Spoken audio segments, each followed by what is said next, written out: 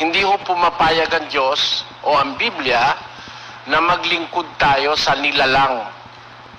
Malaking kasalanan sa Diyos na sinasabi sa Biblia yung maglingkod sa nilalang. Ang kailangan paglingkuran ay yung lumalang. At classified po yung paglilingkod sa nilalang, classified po yan sa Biblia na kasinungalingan. Pakinggan nyo sa 1:25 ng Roma. Ganito po ang nakasulat.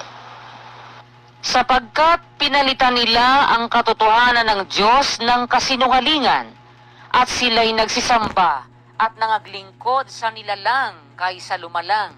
Ayun. Sabi ng Biblia, pinalitan ng wika nila ang katotohanan ng Diyos ng kasinungalingan.